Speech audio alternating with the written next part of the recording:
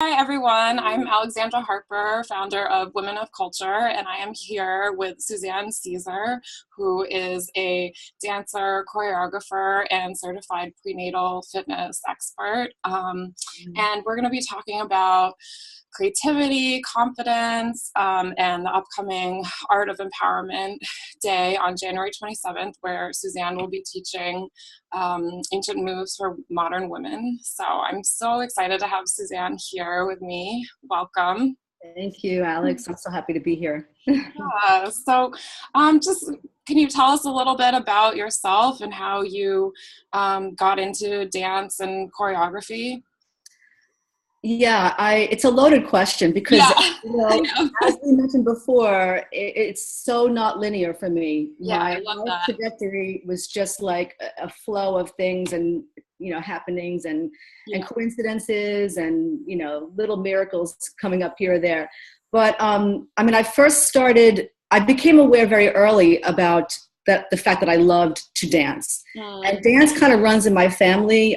My grandmother she danced in the World's Fair in 1939. Wow. And my family was big with, dancing at parties and social dancing. And my parents are excellent Lindian swing dancers. They're just really fun to watch. Yeah. So I just was surrounded by music and dance growing up. My whole family, we all love to dance. And but one day when I was 5, I remember about 4 or 5 or 6, I was really young.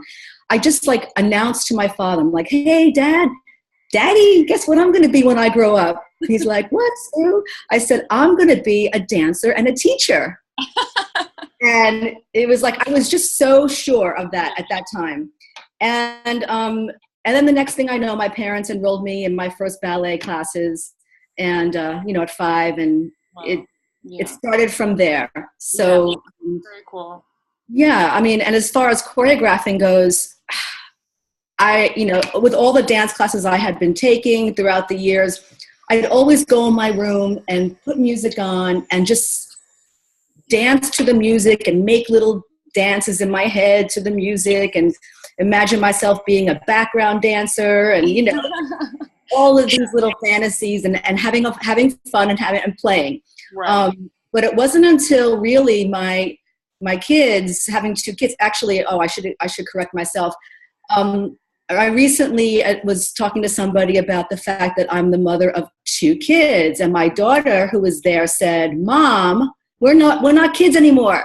I said, "You're right. I'm the mother of 2 young adults right now." So, but it wasn't until I really, I was dancing way before I had my kids, but I don't think I ever saw myself really as seeing this as a career, even though I was always dancing. I danced in shows, I danced, in a lot of things, but I had my 2 children and it really planted the seed for my prenatal dance program, maternal dance. Mm-hmm. And, this was after I went to school for getting my master's in dance. And, dance was always there, present, but I didn't know what I was doing with it at that time. Yeah. And maternal dance really kind of set the stage and started the whole, this whole thing for me into where I am right now. Right. Yeah, and you also worked, I think, in advertising before, right? So you were in a totally different, creative field or whatever, or not, not traditionally creative field. So I was actually in sales and advertising, working for the Hearst Corporation on one of their trade publications. Mm-hmm. I had quite the life. I had a secretary booking me flights to, Texas, Florida, Georgia, because my territory was Texas in the Southeast. I did very well, but I would always have this kind of outer body experience, like, I don't belong here. I'd see myself in my suit and my heels and my briefcase, and I'm like, this is not me. But I was always dancing. Even when I took the corporate job, I was still, when I was home in New York, taking dance classes, continuing that. It just never left me.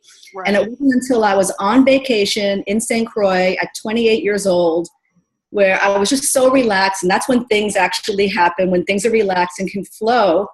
I announced to my friends and family, that's it. I'm going to go back to New York and I'm going to dance. Wow. as a profession, like full time. And they're like, "Oh, good for you, Sue. Good for you." They did not take me seriously, but I did it. I did it, and they thought I was crazy. And then I was getting the backlash, like, "Oh my God, you make so much money. How could you just give that up?" Right. And I immediately got into 2 dance companies, and I was a hostess on the side, and I was so happy. It was really more about my love for dance and just feeling good. It made me feel good. Yeah. Money wasn't, I love nice clothes and I love a nice life, but the money wasn't as important as feeling good about what I was doing. Yeah, no, I love that you were able to like tap into your creativity and go back to something that you loved even as a child. I mean, honestly, I look back and I think, how did I have the courage and the strength to do that? Because I did that a few times, despite taking dance workshops and walking out feeling like, oh, I call myself a dancer. I couldn't do that today. Like how, I've had such struggles up and down, and even body image. I struggled with body image for a long time. Right. So, and I still struggle with it, but dance has helped me to accept who I am, my flaws, and the good parts of myself. And that also makes me realize there are no boundaries to creativity. Right. There are no age limits, no gender issues. Just, you just need to go for it and follow what you really love and how it makes you feel. It makes you feel good. That's like a real sign, like to just keep going for it. Even if it's a hobby, if it's a hobby, go for it. Yeah, right. It doesn't matter if it brings you joy, right? That's all that matters. Exactly. Yeah. I mean, that kind of leads me to my next question, which is what do you love most about dance, and what has it brought to your life? It has brought a lot. I recently started writing my dance lessons. I call my dance lessons because all throughout my life, I see how dance has helped me become the woman that I am. And like I said, there have been many ups and downs, but I've learned something along the way with each thing. When I started maternal dance, people were like, this is like 20 years ago. People were like, what are you doing? Pregnant women dancing? Are you kidding? Like crazy. I'm like, no, it's really helpful. It helps, and my program developed, and I don't know. I just kept doing what felt right to me. And it was not easy to tune out that noise. Right. And then even as I was working on maternal dance, my kids were in elementary school, and their musical director found out that I was a choreographer. So he asked me if I would volunteer and do their annual school shows, choreograph the school shows. And I said yes, but little did I know how much more fulfilling and the lessons I would learn as a choreographer for kids. And I wasn't making any money doing this, right. But yet I knew, oh my God, this is what I really want to do. And I had choreographed before my kids. Mm-hmm. I was doing summer stock theater. I was choreographing shows, and different events all over. But when I started having my children, I kind of put my choreography projects to the side. And then I remember this one day I was working at home on a routine that I was going to bring into the kids after school to work on. Mm-hmm. And I was working for quite a while on it, just loving it. And time flew by. And then I realized, I took a moment and I thought, wow, this is how much I love choreographing. Like, I'm not making any money. Time is flowing by. I'm having fun. I love this. And I just kept going with it. And working with the kids taught me a lot of lessons too, because these kids were not dancers. They were, a few here or there, but I ended up working and having experiences. Like, there was a boy, I remember, he was so down on himself, no self-esteem, his body language, he just, his posture was just, he was just really heavy and shoulders slumped forward.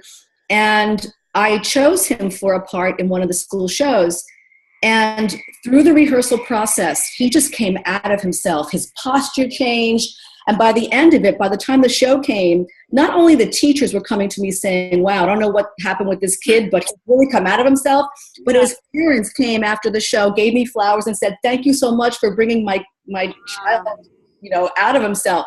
Those are the little like surprises that I would see. Or, there was this one girl with a handicap or disability.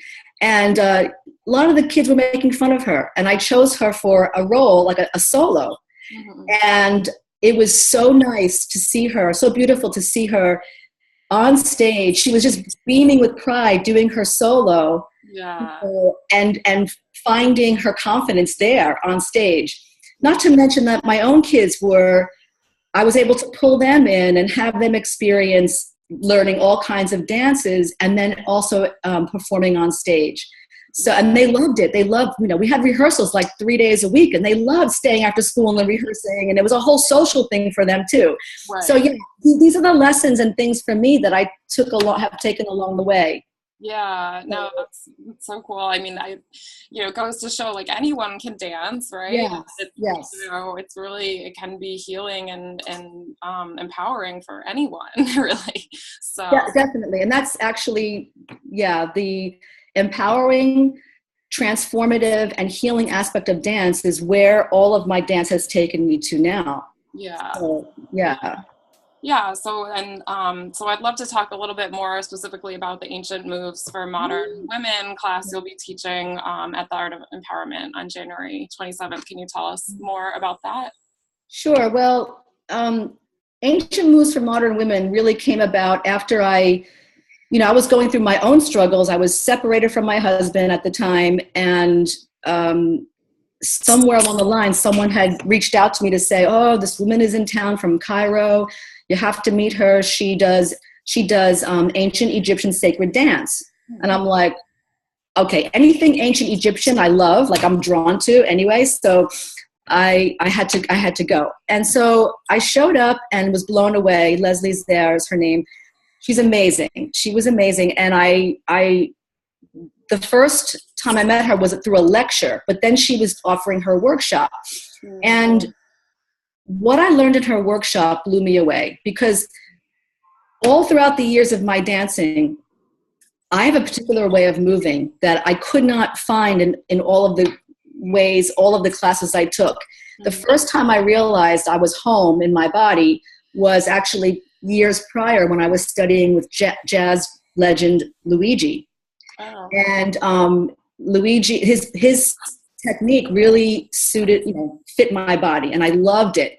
He actually later on wrote me a handwritten letter of recommendation, which I cherish to this day. But while I was taking his classes and technique, I began to wonder, where do these movements come from? Why do I move this way? And, I just always would ask myself these questions. And it wasn't until I took Leslie's workshop that she really broke it down in a way that made me realize, oh my God, this is the missing puzzle to my dance piece. I really did, I really understood then where my movements came from, how my body worked in a way that was for me. But Ancient Moves for Modern Women is a stem off from that. So I really need to give Leslie credit for that, because she taught me the ancient Egyptian sacred, ancient Egyptian sacred dance, which is the precursor to belly dance today. Okay. So, yeah. So, a lot of times people come to take my workshops and say, oh, this is like belly dance, or this is belly dance. And I, yes, it is. And I'm not going to deny that, but I don't call it belly dance. So that's why I call it Ancient Moves, because they, I take these movements, but then I relate them to what's going on in our lives today, and as modern women, where we've come and how we move today. And I've gone through the same journey in all of my life with dance, all of the different techniques that I've learned and taught. I saw the reflection in my own life and what was going on at that time through the dance techniques that I was learning. And so I kind of, I guess, and it wasn't conscious at the time, but I kind of put all that into a workshop for women to actually experience who they are, connect to themselves on a deeper level. And that does take slowing down. It takes getting out of your head into your body. So the Ancient Moves for Modern Women workshop is actually a 3-hour workshop. Yeah. So we're going to be condensing it a little bit for, an hour and a half for the, the event. But, it's just, I've seen transformative I've seen transformation in women. I've seen empowerment galore. And it, it is a practice. It's a sensual, spiritual practice. Yeah. And it's so important for women to know and understand that, our creativity and our sexuality live in the same place. They live in our womb space.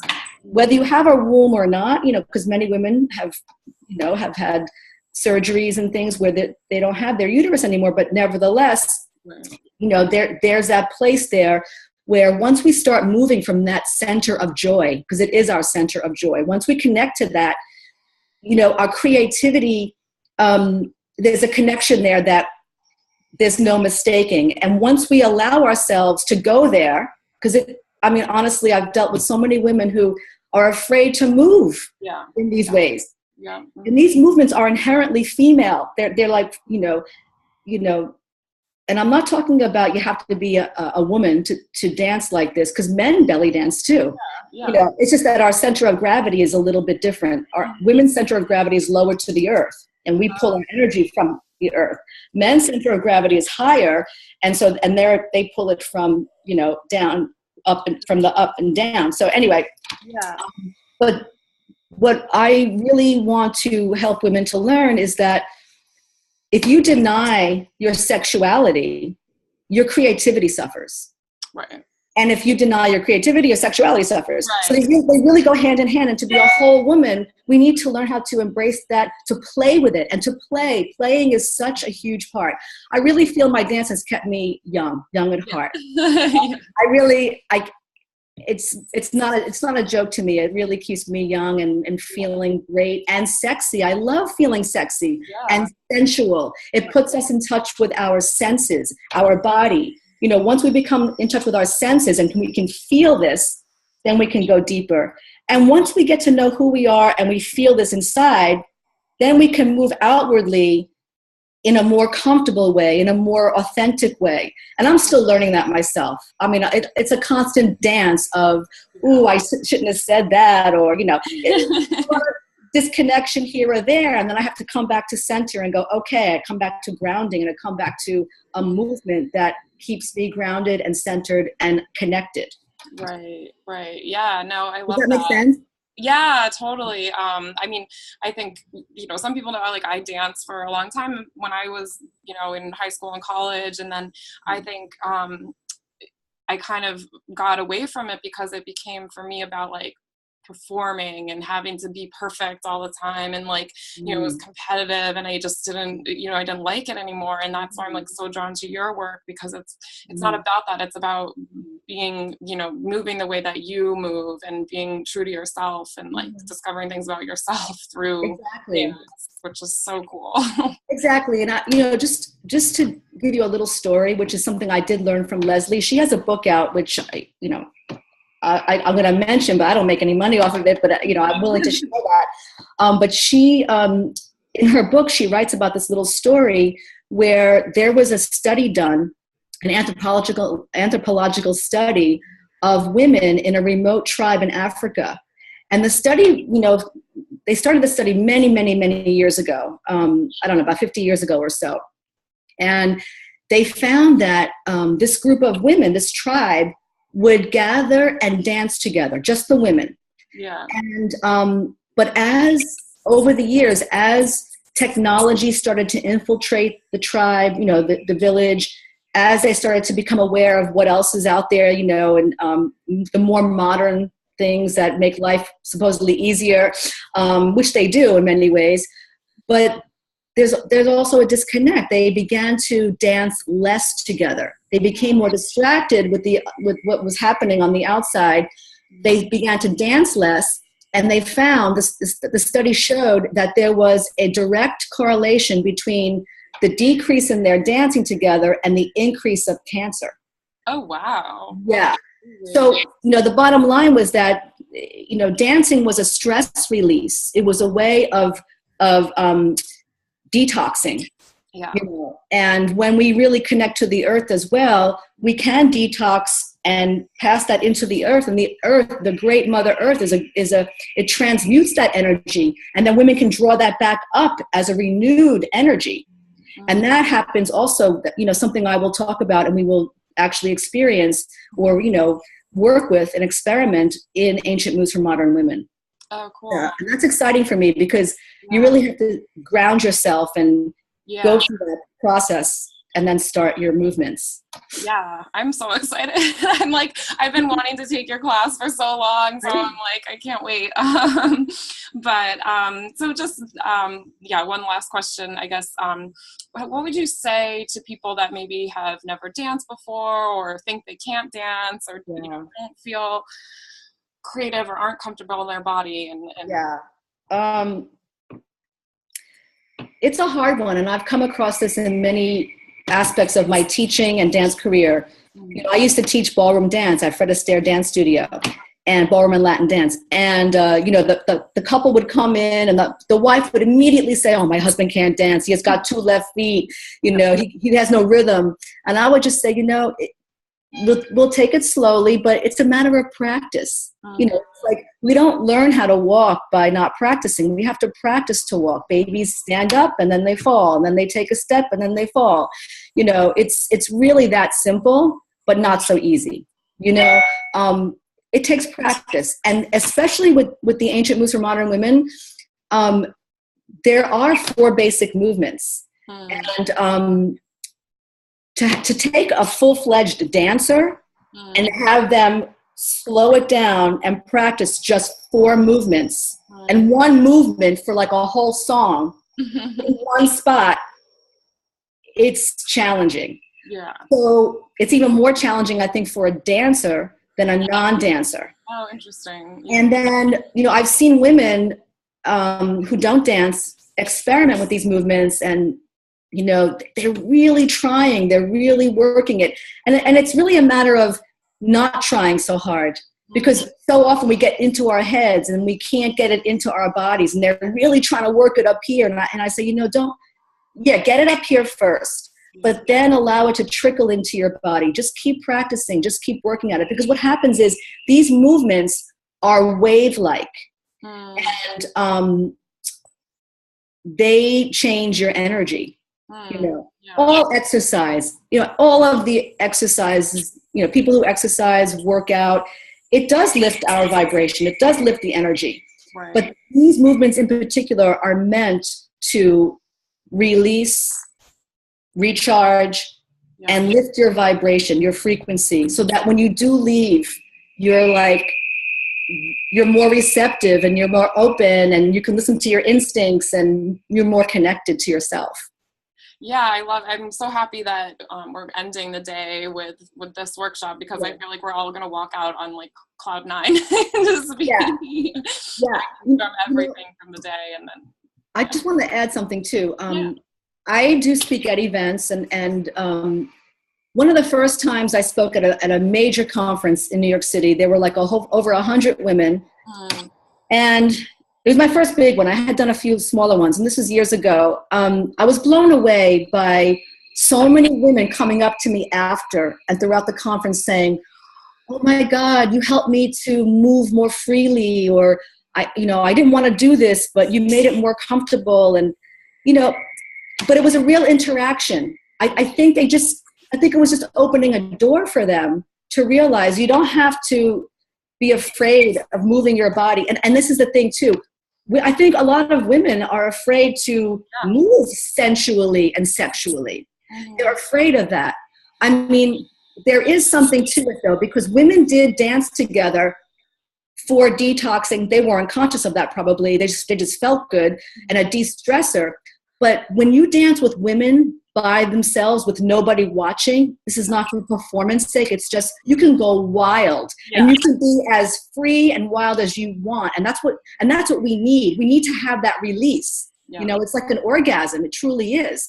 You know, that's ecstatic dance. It just brings you to another place and it feels good.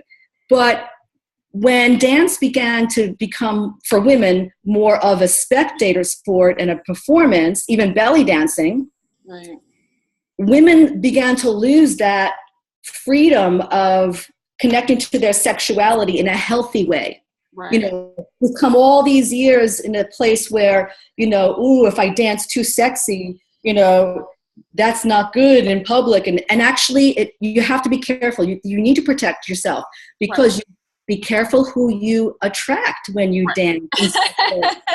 Because you definitely will attract somebody to you, but it might not be the right person for you. Right. So you do need to have protection. You need to be careful. But that's why in a safe space, in this sacred space, and this is what makes dance sacred. It's the intention behind it. The intention. Yeah. You can dance as sexual as you want, and it could be as sacred as, all that. And, and that is totally healthy and fine. And I'm all for it. Yeah, exactly. We will be all women, obviously, so that'll be amazing. And just, I think there is something special about dancing together as women, because we don't really do that a lot, for some reason. So no, and then there is the competition factor, like what you mentioned before. When you go to a dance class, if I haven't taken classes in a long time because I'm working on my own stuff, but I remember as an advanced dancer, I would take a beginner ballet class or basic, just so I can warm up and stretch. But then there'd be professional dancers coming in to take a beginner ballet class for the same reasons. But all of a sudden the competition, I better show them, I better show them I could do that too and stuff. And that got a little bit too much for me too. I didn't like that. I didn't like the competitiveness. And on a certain level, competition is good, especially when you're in performance, especially when you're at a level of, you're attracting people, to pay and come see you perform. And you want to be able to have something to show. But I think for women to dance together and not feel that competition, not feel like they have to live up to something else, it helps them to become more comfortable with the movements, with moving their bodies in these ways that they might otherwise feel inhibited. Yeah, totally. Yeah, no, I think it's going to be definitely, it's going to be a lot of fun. It will be. Because, it's a chance for, I also like to say it's a chance for women to play. Yeah. And women need to play, we're so, it's all good that women have come such a long way. And I've done a lot of research on the history of women because of the show that I'm producing. And it's truly amazing where we were thousands and thousands of years ago, and then where we came, what we had to live through, and then where we are now. Yeah. So we are feeling more empowered. We are feeling we've got more control. The problem is, sometimes the trajectory, the needle goes way too far this way. And we want to be able to be empowered. We want to be able to, let me stop there. We want to be able to be empowered. Meaning we want to know who we are. We want to feel like we can do what we need to do. We can take care of ourselves on our own, and we can do it in a graceful way, an authentic way. But we don't want to have power over. We want to be empowered, not have power over. That's where you head into the masculine. And that's where it gets a little bit tricky for women these days. So that's why movements like this take us into that soft spot, into that creative spot, where we can be sensual, sexual, and connect to a spiritual sense of ourselves. Yeah, and that's so empowering in so many levels. So exactly. Okay, well, thank you so much for your time. This was so awesome. I always love talking to you.